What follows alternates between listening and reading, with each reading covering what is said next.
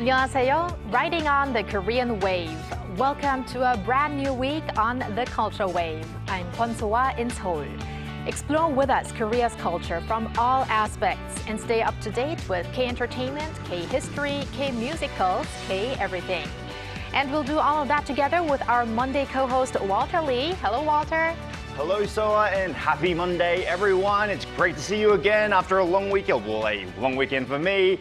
I'm here to give you your daily dose of K-Enter news, so stick around for that. Actually, it's not too long away. Right, and we do have a variety of K-Enter news today. It's about K-pop stars, but also overseas pop stars today. Yes, that's actually right. Also, original Korean musicals that have been around for decades as well. And speaking of decades, we even go further back in history to talk about an incident on Jeju Island. So we have a very fully packed program today. We do. But we're going to start off with you, Walter. Great. And that is, of course, K-Enter News. So on K-Enter News, we usually talk about Korean entertainers. That's true. But today, we're actually going to talk about entertainers from abroad or a band, Coldplay. We're talking about British band Coldplay, and they have held a number of concerts here in Korea. And on Saturday, they were also joined by a special guest. Yes, that's right. We usually talk about our K-pop bands, but this is not straying too far away. Yes, Coldplay have made their return to Korea after 8 years with their concert, their tour, Music of the Sphere World Tour that blew the doors off the Goyang Stadium. Now, K-pop girl group Twice warmed up the crowd by opening all 3 nights before Coldplay graced the stage. And if you were one of the lucky ones who were there on the Saturday night performance, you were in for a little treat because BTS's Jin made a special appearance. Now, why Jin, of course? Jin and Coldplay's lead singer Chris Martin have a special bond. They have been collaborating together for a little bit in the past. They were working on songs such as Jin's solo song, Astronaut, and also the collaborative song, which you can actually hear in the background, BTS's My Universe, which were both performed on Saturday evening. So their relationship, both Chris Martin as well as Jin, has been grown over the years. In October 2022, just before Jin's military enlistment, he actually traveled all the way to the other side of the world in Buenos Aires, Argentina, to join Coldplay on stage to perform Astronaut with the band. Well, I can imagine how people went crazy when Jin came out on the stage. I imagine. And as there are still a couple of concerts remaining, let's look forward to those as well, and also which special guests will appear there as well. Yes. Now, next up, we, meaning you and I, Walter, are very excited about this particular news because it is related to something that's coming up tomorrow as well. Yes, we have very, very, very big news. Now, Big Ocean, the world's first deaf K-pop idol group, released their second mini album titled Underwater. Now, this was on Sunday, marking both their first-year anniversary as a group and also Korea's Day of People with Disabilities. Now, the album is Big Ocean's story of realizing they are like mermaids, awakening their instincts and embracing their identity as well. Now, the album includes 4 track songs, and the title track is called Attention. There's also Fade Out, and End of Time, and member PJ's solo track, Sinking. I will talk about PJ in just a moment, but meanwhile, Big Ocean kicked off their first European tour on Saturday in Lausanne, Switzerland. Following that, they will perform in a total of 5 cities, including Milan on the 23rd and London on the 24th. And for that exciting news that I mentioned to you, Soa, or you mentioned, we have an interview with Big Ocean member PJ tomorrow on the show, so do not miss out on that. Well, we should never miss out on any of the Culture Wave episodes, but especially not tomorrow with that special interview. Well, Walter, we have one more story today. It's about a K-animation movie. It is indeed. Now, according to the Korean Film Council's integrated ticket sales network, the film Exorcism Chronicles: The Beginning, which was released on February 24th, I believe I also covered this, surpassed a cumulative audience of 500,000 as of Saturday. Now, ranking second in the 2025 animated box office overall. Now, despite strong competition since its release, the animation has consistently drawn audiences, and though 500,000 might not seem a lot when you talk about ticket sales, it's actually quite a large number considering the success of Korean animation targeted at audiences. Now, the film is an occult blockbuster that depicts the beginning of an epic tale in which exorcists with special powers confront evil. It is based on the novel Exorcism Chronicles by author Yoo Hyuk, a legendary name in the Korean fantasy literature. Right, I believe many of the fans of the original novel probably have contributed to those numbers of ticket sales. Have. Well, thank you very much, Walter, for this news, and stick around. Will do. And now let's take a look at what our AI news presenter Ari has for us today. Ari, take it away. Hello and welcome to your AI guide to the latest cultural updates from Korea. Here's our top story. The ancestral tablets of Joseon kings and queens have returned to Jongmyo after 5 years. Established by the first king of the Joseon dynasty, King Taejo, Jongmyo is an ancestral shrine dedicated to memorial rites of Joseon, located in central Seoul. The tablets were temporarily moved to Changdeokgung Palace in 2020 after damage to parts of Jongmyo prompted major repairs. To mark their return, a traditional reenactment procession was held on Sunday along the 3.5-kilometer route from Changdeokgung to Jongmyo, with over 1,000 participants. The procession was followed by Goyuje, a ritual declaring the tablet's return. A special media facade illuminated Jongmyo at night, along with various celebratory performances. This year marks the 30th anniversary of the Jongmyo Shrine's designation as a UNESCO World Heritage Site. Seoul will launch the spring edition of the Hangang River Night Tour this week, offering a guided evening stroll along the river that winds through the heart of the capital. Led by expert storytellers, participants can immerse themselves in scenic views of starlight, moonlight, and city lights by the river at Pampo and Yeouido Hangang parks. The program also includes hands-on crafting workshops.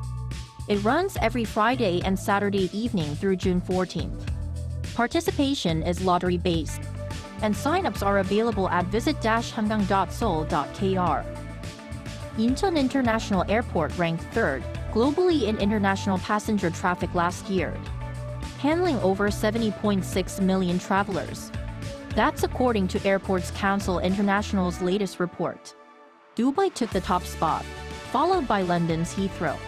Incheon Airport attributed the surge to expanded infrastructure and increased travel during Korea's major holidays. Passenger numbers are projected to exceed 76 million this year. The airport also ranked 3rd worldwide in international cargo volume, processing 2.9 million tons, up more than 7% from 2023. That's all from me. Keep it tuned to the Culture Wave.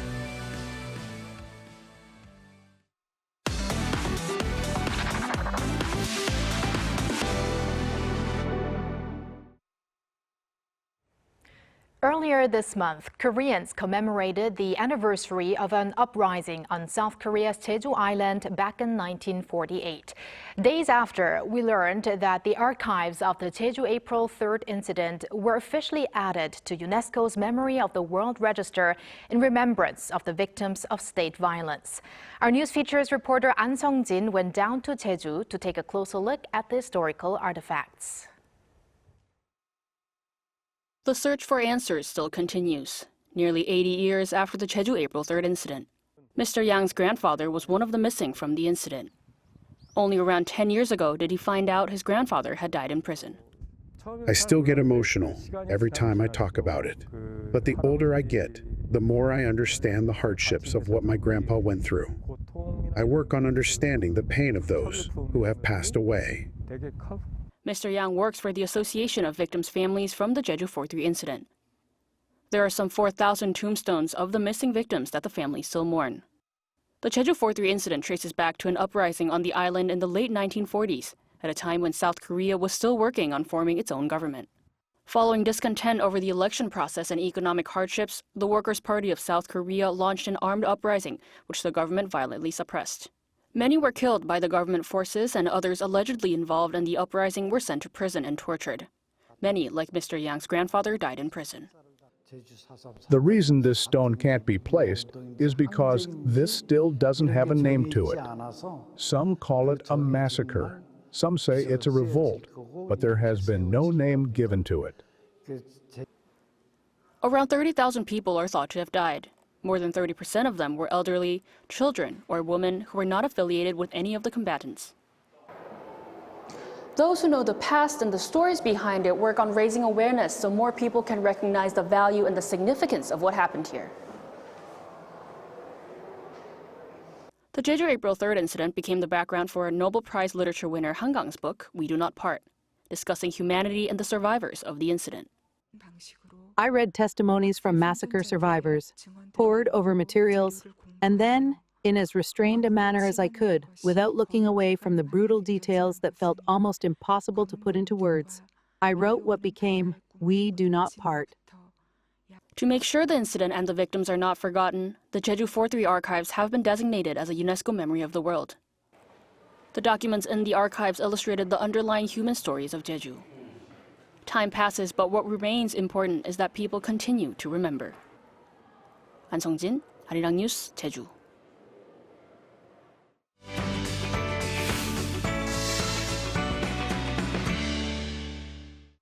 우리는 느리게 걷자 걷자 걷자 우리는 느리게 걷자 걷자 걷자 그렇게 빨리 가다가는 죽을 만큼 뛰다가는 3분이 지나가는 예쁜 고양이 한 마리도 못 보고 지나치겠네 우리는 느리게 걷자 걷자 걷자 우리는 느리게 걷자 걷자 걷자 점심때쯤 슬슬 일어나 가벼운 기스로 하루를 시작하고 양말을 빨아 잘 널어놓고 햇빛 창가에서 차를 마셔보자 우리는 느리게 걷자 걷자 걷자 우리는 느리게 걷자 걷자 걷자 그렇게 빨리 가다가는 죽을 만큼 뛰다가는 3분 지나가는 예쁜 고양이 한 마리도 못 보고 지나치겠네 우리는 느리게 걷자 걷자 걷자 우리는 느리게 걷자 걷자 걷자 채찍을 든 도깨비 같은 시뻘건 아저씨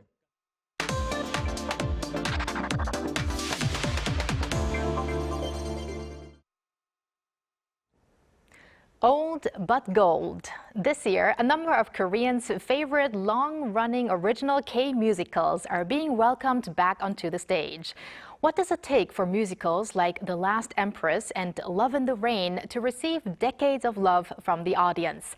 We'll answer that question and more with culture critic Professor Ji Hae-won at Kyunghee University. Welcome, Professor Ji. Hello. Good afternoon. Good afternoon. So first off, Professor Ji, please introduce us to the long-running Korean musicals that have become big again these days.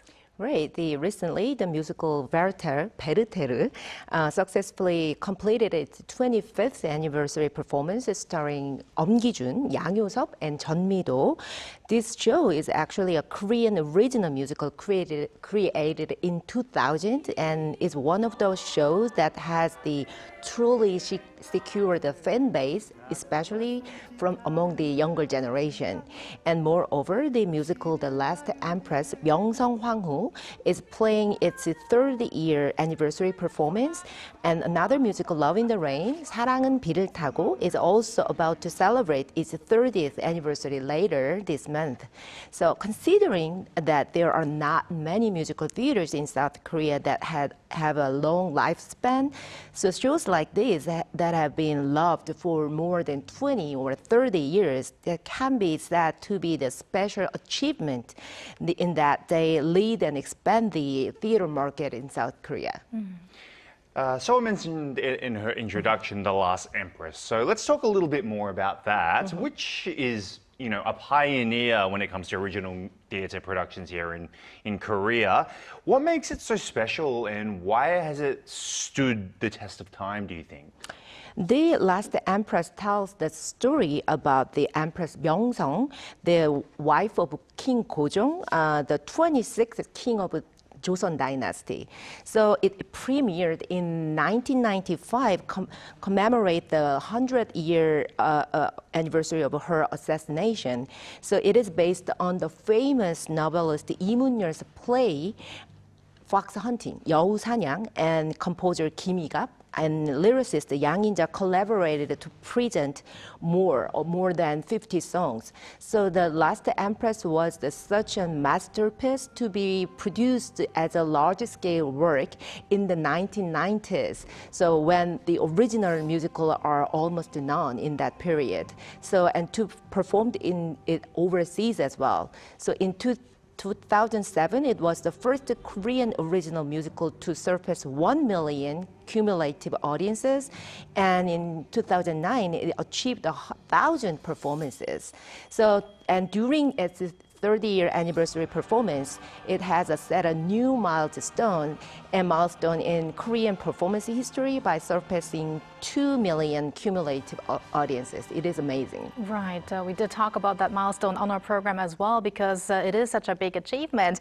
And I think Myeongseong Hwangho, or The Last Empress, is really a perfect example of showing art out into the global audience, which involves Korea's past and also historic elements. Right. And now let's move on to the musical Love in the Rain. This one is known to be a so-called star incubator because so many members of the cast, it was kind of a career doorway for many of them. So who are some of the mentionable actors and also the recent actors in the latest production? Right, that's right. The Love in the Rain, 사랑은 비를 타고, is a show that humorously depicts the process of resolving family conflict performed by only 3 actors. So it's a relatively small show. So it is a work that conveys a pleasant but deep emotions, and because it is compact in its size, the production cost burden is relatively small. So it is one of the reasons that the producers, they sustained the show for a long time.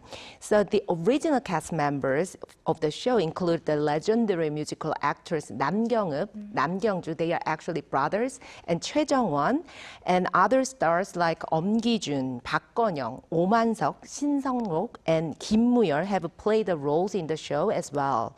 So the upcoming performance, the new cast members like Kim Young-mook, Song Yong-jin, Danny An from G.O.D, Hui from Pentagon will join the show. A very variety of stars we're seeing in this one this time. And it's not just success here in Korea, it's also across, across the globe as well. So how is it being received overseas as well as not just from the audience, but from critics as well? Right. The Last Empress actually has been recognized for their artistic quality, not only in South Korea, but also the many global stages such as New York, London, and LA and Toronto as well. So as a Korean original musical, it is such a great achievement to have performed overseas since the 1990s. So it also received favorable reviews from the overseas critics and audiences as well, especially because it deals with the heartbreaking historical facts and figures from South Korea. And in the case of Love in the Rain, it was the first Korean original musical to export the overseas licenses. So the famous Japanese theater company Toho performed the licensed production of the Love in the Rain in 2008, and it has been performed continuously in Japan. So it is amazing. Fascinating. Now, Professor Ji, these musical productions probably also underwent some changes throughout the decades. So what changes are they? And also, how have each of the musicals grown into what they are today? Actually, they has no major changes in their book or music, but the Last Empress has made changes to the stage since its premiere in 1995, because such as they activate and utilize a lot of the projection images because of the technology has been improved. And the first title of the Werther was The Sorrows of a Young Werther, 젊은 베르테르의 슬픔, the same title of the novel. But after CJ E&M joined the show as a producer in 2010, the new title has been used since 2013. So, and the scale of the show was expanded. I see. And like, what impact have these long-running original musicals had on, like, let's say, the Korean performance culture? And what do you think they have contributed to the popularization here in, let's say, the musical theater? Although the Korean musical theater industry had began to grow in earnest after 2000s, but the 1990s were a very important period in laying the foundation, cornerstones for the Korean theater market. So it is true that the Korean musical theater is even more dependent on the licensed production of foreign works, but than on original works. From that perspective, these musicals like The Last Empress, The Love in the Rain, and Werther, which have been consistently loved for more than 20 to 30 years, must be the symbol or a pride of the Korean theater market. So these shows contributed greatly for fostering the solid fandom of the musical fandom in the Korean theater market as well. Do you think these musicals could then even become 100-year musicals? Do you think it will continue this way, just like in Europe or the US, where we have a very long history of musicals? Right. And that actually brings us to our final question, Professor Ji. The history of musicals goes really back a long way in Europe and the US, of course. There's a much bigger presence of long-running musicals. So how could South Korea kind of go behind, follow suit? In which ways, do you think? Right.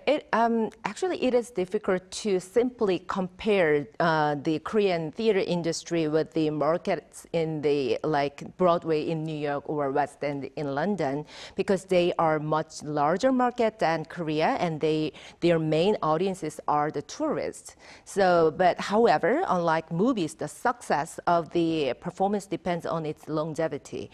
So it is important for the Korean musicals to secure universal themes and emotions and the power of storytelling in order to be performed for a long time in the global markets. So personally, I believe too much trendy materials or topics are less likely to sustain for a long time.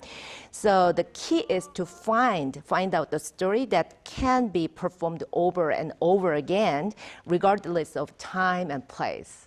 So it's the classics, you right? See. All right. Thank you very much, Professor Ji, for your insights, and have a great start to the new week. Thank you, Professor. Thank you very much. And thank you, Walter, as always. We're going to see you back here, right here tomorrow. Yes, I'll be here tomorrow. Thank you for spending the past half an hour with us on the Culture Wave. Please join us again tomorrow on Tuesday at 2 p.m. Korea time, and maybe one day here in Korea.